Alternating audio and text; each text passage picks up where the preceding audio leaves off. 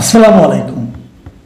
প্রিয় দর্শক, এই যে ডক্টর ইউনূসের যে একটা অন্তর্বর্তীকালীন সরকার এই মুহূর্তে দেশে আছে, যারা দেশ পরিচালনার দায়িত্ব নিয়েছে, দেশকে গণতন্ত্রে উত্তরণের দায়িত্ব নিয়েছে, সেই সরকারের উপর সাধারণ মানুষের আস্থাটা আসলে এখন এই মুহূর্তে কোন পর্যায়ে আছে?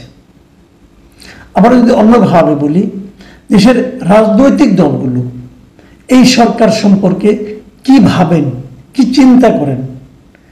এই সরকারকে মুখে মুখে সবাই বলেছেন তারা সাপোর্ট দিচ্ছেন, কিন্তু তাদের কথাবার্তায় কি প্রকাশিত হয়? অথবা যদি আমি অন্যভাবে বলি, সেটা হলো যে এই দেশের যারা মোটামুটি বুদ্ধিজীবী শ্রেণী আছেন, গবেষক আছেন, আইনজীবী আছেন, অর্থনীতিবিদ আছেন, তারাই বা এই সরকারটাকে কিভাবে দেখে? এটা নিয়ে বিস্তর আলোচনা করা যেতে পারে, কিন্তু আমি আজকে এটা নিয়ে আলোচনা করছি এই কারণে যে গতকাল বুধবার দুটো ঘটনা আমি আপনাদের উল্লেখ করব। এর আগের দিন আমি বলেছিলাম যে এদেশের সাধারণ মানুষ পর্যন্ত, বিশেষ করে যে সেই উত্তরার যারা যে সমস্ত শিশু কিশোররা মারা গেছেন অথবা আহত হয়েছেন, তাদের অভিভাবকরা, তাদের সহপাঠীরা, তারা কিন্তু সরকারকে আর আস্থায় নিতে পারছে না। সরকার যে এমনকি সরকার যে আহত নিহত তালিকা দিচ্ছে, তারা সঠিক তালিকা দিবে এটাও তারা বিশ্বাস করছে না। এবং যখন এই কথাগুলি বলার জন্য সেখানে উপদেষ্টারা যান, তারা ক্ষুব্ধ হয়ে সেই উপদেষ্টাদেরকে 7 ঘন্টা আটকে রাখেন। এই হলো সরকারের অবস্থা ওই স্টুডেন্টদের কাছে, ওই স্টুডেন্টদের অভিভাবকদের কাছে। আসুন আমরা দেখি বুধবার দিন কি ঘটল। বুধবার দিন দৈনিক প্রথম আলো পত্রিকা একটা গোল টেবিল বৈঠকের আয়োজন করেছিল। সেই গোল টেবিল বৈঠকের শিরোনাম ছিল জুলাই গণ অভ্যুত্থান, 1 বছরের অভিজ্ঞতা ও ভবিষ্যৎ। মানে গত 1 বছর, জুলাই অভ্যুত্থানের পর, গণ অভ্যুত্থানের পর গত 1 বছর আসলে কি হয়েছে, 1 বছর আমরা কি দেখেছি, এবং সেই দেখার উপর ভিত্তি করে আমরা কোন ভবিষ্যৎ পাবো বলে ধারণা করছি। এই ছিল মূল থিম। এখানে অনেকে অংশ নিয়েছেন, অনেক বিখ্যাত লোকজন অংশ নিয়েছেন, অনেক স্বনামধন্য লোক যাদের আপনারা সবাই নামে চিনেন। আমি সবার মতামত পড়তে পারবো না, আমি কেবল এটা নিয়ে প্রথম আলো প্রত্যেকের বক্তব্য ধরে ধরে আলাদা আলাদা করে নিউজ করেছি। আমি সেখান থেকে কয়েকজনের বক্তব্যটা আপনাদের উল্লেখ করতে চাই। যেমন ধরেন, প্রখ্যাত অর্থনীতিবিদ, জাহাঙ্গীরনগর বিশ্ববিদ্যালয়ের সাবেক অধ্যাপক আনু মোহাম্মদ, উনি কি বলেছেন? উনি বলেছেন বৈষম্যহীন বাংলাদেশ গড়ার উল্টো যাত্রা করেছে সরকার। নিশ্চয়ই এটা সরকারের জন্য প্রশংসামূলক বাক্য নয়। যেমন অর্থনীতিবিদ সিপিডির দেবপ্রিয় ভট্টাচার্য, উনি কতগুলি কথা বলেছেন। যেমন উনি একটা কথা বলেছেন যে অন্তর্বর্তী সরকারের ভেতরেও আরেকটা সরকার আছে, এবং উনি উদাহরণ দিয়ে বলেছেন। উনি আরেকটা কথা বলেছেন, সেটা হলো যে এটা একটা অন্তর্বর্তীকালীন সরকার, এটা যেন অন্তহীনকালীন সরকারে পরিণত না হয়। উনি এই আশঙ্কাটাও করেছেন। কিন্তু উন্নয়ন অর্থনীতি বিষয়ক গবেষক মাহা মির্জা, তার বক্তব্যটা আমার কাছে ইন্টারেস্টিং মনে হয়েছে। তিনি বলেছেন যে অবস্থাটা এমন যে সরকারের সঙ্গে দ্বিমত করলে, এনসিপি নিয়ে কিছু বললে অভ্যুত্থানের পক্ষে যারা ছিল তাদের আক্রমণ করা হচ্ছে।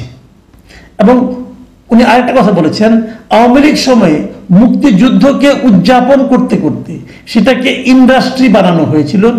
জুলাইকে উদযাপন করতে করতে যেন জুলাইকে আমরা ইন্ডাস্ট্রি না বানিয়ে ফেলি।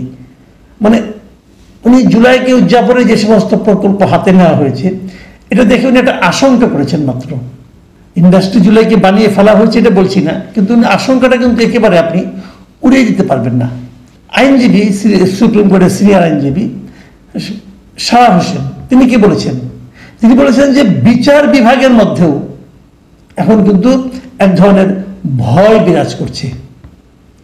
সব বিচারপতিদের চিন্তা থাকে একটা, যে আমি কি করলে কে আমার বিরুদ্ধে বলবে, এই চিন্তাটা থাকে। আমি একটা রায় দেবো, কিছু একটা বলবো, এটা বললে পরে আমার বিরুদ্ধে আবার কে স্লোগান দেয়, কে কি বলে, এবং সেই বলাটা আমার জন্য বিপদ ডেকে আনতে পারে, এই ধরনের ভাবনা তাদের মধ্যে আছে। তো তার বক্তব্য হলো যে এরকম ভয়ের পরিবেশ যদি থাকে, তাহলে কে ঠিকঠাক মতো রায় দিতে পারবে?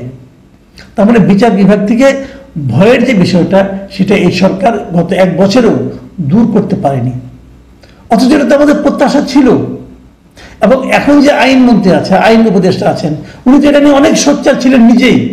উনি যখন আইন উপদেষ্টা হলেন তখনও কেন বিচার বিভাগ থেকে সেই ভয়টা দূর হলো না?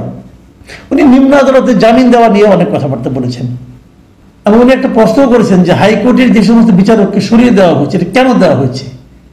এই কারণগুলো আমরা এখনো জানি না এবং এগুলো নিয়ে কেউ কথাও বলে না, কোনো পত্রিকাগুলো এই নিয়ে কিছু লেখালেখি করে না। হ্যাঁ, আরেকজন খুব গবেষক টাইপের মানুষ উনি আলতাফ পারভেজ, উনি খুব ইন্টারেস্টিং একটা মন্তব্য করেছেন। উনি বলেছেন এই প্রথম ফেসবুকের দিকে তাকিয়ে সরকার পরিচালনার সংস্কৃতি দেখলাম। মানে ওনার অভিজ্ঞতা হলো যে সরকার যে চলছে এটা মাঝে মাঝে মনে হয় যে সরকার যেন ফেসবুক দেখে সরকার চালাচ্ছে। ফেসবুকে কি লেখা হচ্ছে, কি তার পক্ষে লেখা হচ্ছে, বিপক্ষে লেখা হচ্ছে, সেটা দেখে দেখে তারা সরকার চালাচ্ছে। এবং উনি বলেছেন যে গত 1 বছরে ভালো অভিজ্ঞতা অল্প, খারাপ অভিজ্ঞতাই বেশি। উনি কিন্তু এই কথাটা বলেছেন এবং বলেছেন স্বল্প দক্ষ বা অনেকটাই অদক্ষ এমন একটা সরকারের অধীনে থাকার দুঃখ গত 1 বছরে মোকাবেলা করতে হয়েছে। কাদের? জনগণকে। তো এগুলি আসলে দেখুন আপনারা, এই যে কথাগুলো বলা হচ্ছে এখানে কেউ কিন্তু সরকারের পক্ষে বলছে না। এই লেখক গবেষক সুহুল আহমদ ইনি বলেছেন যে জুলাই পরবর্তী সময়ে আমরা মুখে অজস্রবার আওয়ামী বয়ানের বাইরে যাব বলেও একদম হুবহু আওয়ামী লীগের দেখানো পথে চলেছি। আওয়ামী লীগ যা যা করে গেছে আমরাও তাই তাই করছি। মুজিব বর্ষ উদযাপনের মতো করে জুলাই উদযাপন করছি। আর আপনাদের খুব পরিচিত লেখক এবং রাজনৈতিক বিশ্লেষক জাহিদুর রহমান বলেছেন আমরা একটা অদ্ভুত সমস্যার মধ্যে আছি। গণতন্ত্র চাই কিন্তু নির্বাচন চাওয়া যাবে না। এখন নির্বাচনকে ঠেকিয়ে দেওয়া বা নির্বাচনকে বিলম্বিত করার একটা চেষ্টা আছে। এই সবই কিন্তু বাস্তবতা। এখন একটা গোল টেবিল বৈঠকে অনেকে ছিলেন, আরো অনেকে ছিলেন, আমি কয়েকজনের কথা কেবল উল্লেখ করলাম। এই যে উল্লেখ করলাম কয়েকজনের কথা, এর কারো কথায় কি আপনাদের মনে হলো যে এই সরকারটা খুব ভালো চলছে? কেউ বলেনি। কিন্তু এই সবগুলি লোককে আপনি বাতিল করে দিবেন, এক এনসিপি কে উপরে তুলে ধরবেন। এনসিপি ছাড়া আর কোন দল, রাজনৈতিক দলকে দেখেছেন যে সরকার সম্মানকে বলছে যে সরকার খুব ভালো চালাচ্ছে? আসেন, আজকে গতকালকের কথা আপনারা জানেন, গতকালকে যে জাতীয় শোক দিবস ছিল, কিন্তু সেই শোক দিবসে কিরকম আনন্দ ঘন মুহূর্তে আমাদের প্রধান উপদেষ্টা 4টা দলকে নিয়ে বসেছিলেন, হাসি মুখে ফটো সেশন করেছেন, আপনারা সবই দেখেছেন এগুলো। তো এটা নিয়ে অনেক আলোচনা হয়েছে, কেন 4টা দল, কেন এই 4টাই দল, কেন 4 দলের মধ্যে অনিবন্ধিত এনসিপিকেও জায়গা দেওয়া হলো, এরকম নানা রকম প্রশ্ন কিন্তু উঠেছে। হয়তো সে প্রশ্নের জবাব দিতে হবে, প্রশ্নের সমালোচনাকে অ্যাভয়েড করার জন্য হয়তো বা আজকে আরো 13টি দল ওই জোটের সঙ্গে প্রধান উপদেষ্টা বসেছিলেন। এগুলি কারা ছিল? রাষ্ট্র সংস্কার আন্দোলন, গণসংহতি আন্দোলন, এবি পার্টি, নাগরিক ঐক্য, তারপরে গণ অধিকার পরিষদ, লিবারেল ডেমোক্রেটিক পার্টি এলডিপি, তারপরে খেলাফত মজলিস, বিপ্লবী ওয়ার্কার্স পার্টি, জাতীয় সমাজতান্ত্রিক দল জেএসডি, 12 দলীয় জোট, বাংলাদেশের সমাজতান্ত্রিক দল বাসদ, কমিউনিস্ট পার্টি সিপিবি এবং গণফোরাম। এই দলগুলোর প্রতিনিধিরা বসে 1 জন করে বসছিল। গতকালকে অবশ্যই 4 দলের প্রত্যেক দল থেকে 2 জন করে এসেছিল, এবার 12 দলের প্রত্যেকের থেকে 1 জন করে গিয়েছিল। সেখানে ডক্টর ইউনূস আবার সেই গতকালকের মতোই বলেছেন, অন্য কোনো প্রসঙ্গ না। ওনার প্রসঙ্গ হলো যে 1 বছর না যেতে পরাজিত শক্তির নানা ষড়যন্ত্রের লক্ষণ দেখা যাচ্ছে। মানে উনি এখনো ওই পরাজিত শক্তি দিয়ে আছেন, ওই ফ্যাসিবাদের বিরুদ্ধে শয়ন স্বপনে ফ্যাসিবাদের জব করতে থাকেন। তো ফ্যাসিবাদ কোথায় আসলে? ফ্যাসিবাদের যে দলটা, সেই দলের রাজনৈতিক কর্মকাণ্ড বন্ধ, সে দলের ছাত্র সংগঠন নিষিদ্ধ, তারপরেও ওটা ওনার মাথা থেকে যাচ্ছে না। উনি ঘুরে ফিরে ওই একটি আলোচনা করেন।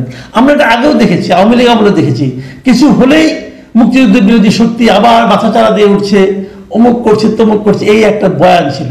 সেই একই বয়ান আমি অন্তর্বর্তীকালীন সরকারের প্রধানের মধ্যেও দেখতে পাচ্ছি। কিন্তু উনি যেটা বলেছেন তার সঙ্গে ওনার সঙ্গে যারা মিটিং করেছেন তাদের কারো বক্তব্য কি ওনার কথা প্রতিফলন পাওয়া গেল? আমি পাইনি। যেমন ওখান থেকে বেরিয়ে এসে এবি পার্টির মুজিবুর রহমান মঞ্জু উনি কি বলেছেন?